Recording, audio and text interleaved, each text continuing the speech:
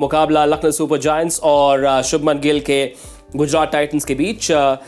LSG का लक्ष्य है लगातार 30वीं जीत हासिल करना। गुजरात 4 में से 2 जीते, 2 हारे, फिर एक बार उनकी गाड़ी पटरी पर लाना चाहते हैं। लेकिन लखनऊ सुपर जायंट्स ऐसा लग रहा है कि पार्टी में जान आ गई जब से मयंक यादव इनको मिले। बिल्कुल बिल्कुल, दोनों मैचों में तगड़ी गेंदबाजी की, 3-3 विकेट लिए, मैन ऑफ द मैच मिले हैं। एक प्रोस्पेक्ट मिले इंडिया को, तेज़ गेंदबाजी जो कोई सोच नहीं सकता था कि दिल्ली से कोई ऐसा लड़का आएगा मयंक यादव जो इतनी तेज़ करेगा 156 की स्पीड से। देखकर बड़ा आनंद लगा। जैसे जब मोहम्मद शामी नए नए आए थे तो देखकर बड़ा उत्साह हुआ। 140 के ऊपर डालने वाला एक और बॉलर आया भारत के लिए जो खेलेगा। आई थिंक अगर मयंक यादव मोहम्मद शामी के साथ जब खेलेंगे तो और मज़ा आएगा देखने में। बुमराह, मोहम्मद शामी, मोहम्मद सिराज, इनके साथ जब वो कंधे से कंधा मिलाकर भारत के लिए खेलेंगे तो और देखने में मज़ा आएगा। सर बताइए, मयंक यादव को देखकर कितने एक्साइटेड हुए आप? 155, 157 डाल रहे हैं तो हमको बड़े मज़े आ रहे हैं देख के इनको।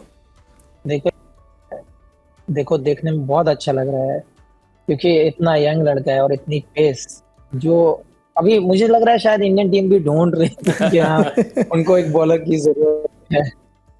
तो ये बहुत खुशी है जब कोई यंग लड़का डालता है। बट एक ही चीज की मुझे हमेशा फिक्र रहती कि मेरे बाद कौन होगा। यंग है और 155 के ऊपर अपने आप के ऊपर ध्यान देने की जरूरत है।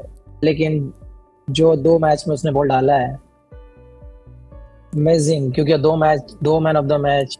अब बस एक ही चीज की जरूरत है कि आप जमीन पे रहें और अपनी लाइन और लेंथ पर फोकस करें।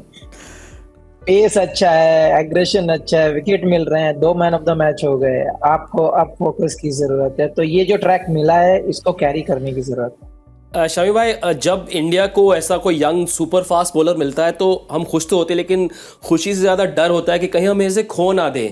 बहुत सारी एडवाइस भी इनको मिलेगी, तो ऐसी कौन सी एक या 2 चीज़ें जिससे इनको बचना है मयंक यादव को? देखिए एज ए क्रिकेटर, क्योंकि देखो हम लोगों को लोग हीरो बहुत बड़ा बना देते हैं और दूसरी चीज क्या, हम लोग हवा में भी उड़ने लगते हैं। तो वो एक उस हवा से बचना है। मतलब लाइफस्टाइल चेंज करने की मुझे लगता है जरूरत नहीं है, क्योंकि जिस ग्राउंड से आप आए हो उसको कैरी करो कुछ दिन, जब तक आप जान ना लो उस माहौल को, ये आपकी बॉडी के लिए अच्छा क्या है क्या खराब है आपके लिए, तो आप फिर चेंज कर सकते। तो माहौल और अपना रहन सहन, मेहनत तो हर इंसान करता है। ऊपर वाले का दिया बहुत कुछ है, बस करते जाइए। जिंदगी का निचोड़ बता दिया शामी भाई ने। नहीं बिल्कुल, क्योंकि जब आप नए नए आते हो तो आप जब प्रदर्शन करते हो तो आपके फ़ैन भी बनते हैं, आपके आजू बाजू के लोग भी बहुत तारीफ़ करते हैं, मीडिया भी आपको सर पे बिठा के रखता है। लेकिन मीडिया इसलिए बिठाता है कि उन्हें जूते भी मारने होते हैं। फिर जहाँ 1-2 मैच ख़राब जाएगा, जहाँ कुछ एक सीरीज़ ख़राब जाएगी, फिर वो उतारते, नेगेटिव भी बहुत बोलते हैं। तो ग्राउंड पे रहना ज़रूरी है, सच्चाई, क्योंकि प्लेयर को पता होती है कि मैं कैसा कर रहा हूँ, मेरी मेहनत कैसी है, मेरी बॉलिंग कैसी हो रही है। तो वो ग्राउंड पे रहना बहुत ज़रूरी है। अब सबसे बड़े एग्जाम्पल तो सचिन तेंदुलकर हैं। इतनी परफॉर्मेंस देने के बाद भी बड़े हम्बल हैं, बड़े आराम से प्यार से सबसे बात करते हैं, झुक के रहते हैं। पेड़ जितना झुक के रहता है उतनी ज़्यादा फल देता है। मेहनत का फल रंग लाया है मयंक यादव के लिए अब तक पहले 2 मैचों में प्लेयर ऑफ द मैच का खिताब। और अगर कल इसकी हैट्रिक इन्होंने लगा दी तो वो होगा जो अब तक आईपीएल के इतिहास में नहीं हुआ है। वो ये कि एलएसजी ने गुजरात टाइटंस को अभी तक नहीं हराया है। पिछले 2 सीजन में गुजरात विन लॉस थोड़ा सा गर्म ठंडा मामला रहा है, लेकिन पैनिक बटन दबाने की ज़रूरत नहीं है। वैसे काफ़ी कुछ ठीक जा रहा है इनके लिए। शुभमन गिल का फॉर्म, साई सुदर्शन, मोहित शर्मा ठीक ठाक कर रहे हैं। सिर्फ राशिद के फॉर्म के अलावा बाकी ज़्यादातर चीज़ें ठीक जा रही है। देखिए वो तो होगा ही ना। आप 14 मैच खेलोगे, 14 में आपने 4-5 मैच में पिटाई खाओगे, 4-5 मैच में 0 पे आउट होगे, लेकिन रन भी बनेंगे और विकेटें भी मिलेंगी। लेकिन कंसिस्टेंट जो रहते हैं ज़्यादातर, उनको मालूम है कि हमारी टीम की ये गेम है, ये स्ट्रैटेजी है, उस स्ट्रैटेजी पे रहें तो फिर कोई फ़र्क नहीं पड़ता है। क्योंकि कोई एक प्लेयर विकेट लेगा, कोई एक प्लेयर ज़्यादा रन देगा, अगले मैच में कोई और होगा। ऐसी बैटिंग में कोई एक बनाएगा, कोई एक नहीं बनाएगा, तो उतनी चिंता का विषय नहीं है। हाँ, जब आप लगातार हारना शुरू करते हो ना, तब चिंता का विषय होता है कि यार हम लोग क्या करें, क्या चेंज लाएं। पिछले मैच में एक चेंज आया, केन विलियमसन खेले, उन्होंने रन बनाए, परफॉर्मेंस दी। तो हो सकता है इस मैच में कोई और नया बैट्समैन रन बनाए या कोई और नया दूसरा बॉलर अच्छी गेंदबाजी करे और आउट करे। लखनऊ में खेलते हुए इस गुजरात टाइटंस के स्क्वाड में अगर हम नज़र डालें तो 11 में क्या कोई बदलाव की संभावनाएं नज़र आ रही है?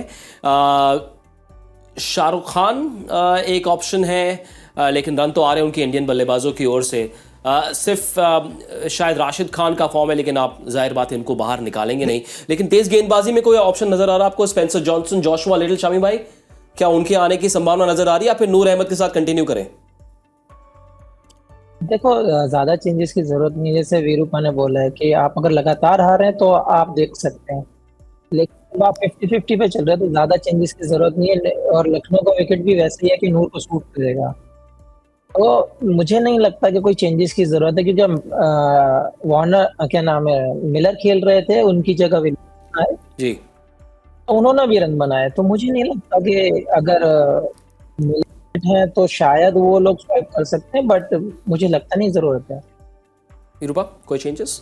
नहीं, वो सही कह रहे हैं। अगर मिलर फिट हैं तो फिर मिलर, क्योंकि उनके मेन बिग हिटर हैं डाउन द ऑर्डर, अगर मिलर नहीं है तो फिर उनको देखना पड़ेगा क्या शाहरुख खान को नीचे खिलाएं या फिर मनोहर को खिलाएं नीचे, जो वो रोल अदा कर दे जो मिलर कर रहे हैं।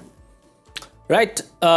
कल का दूसरा मुकाबला मैच नंबर 21 आईपीएल का, और एलएसजी वर्सेस जीटी के लिए players to watch out for. Pooran okay, और राशिद खान उधर से। ओके, शामी भाई? राशिद और टॉक।